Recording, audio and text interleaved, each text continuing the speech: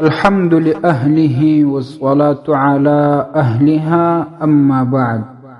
معززو یورور دا پوښتنه کړې ده چې که څوک په مردارو یا نجسو کالو کې یا په نجس بدن باندې لمونځ وکړي په ناخبرۍ کې وروسته بیا په خبر سي د دغو لمونځونو راګرځېدل سته او که نه.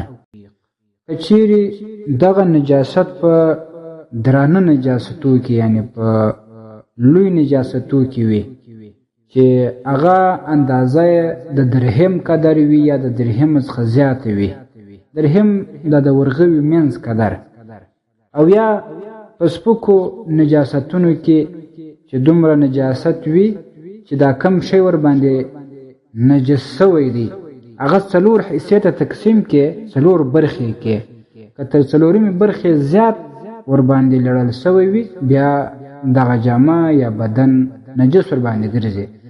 دغه نجاست سره که چیرې لمونځ سوی وي نو دغه لمونځ نه دی صحیح، بیا چې کله ور باندې خبر سي هغه نجاست یې پرېولي دغه وروسته به هغه لمونځ بیرته راګرځوي.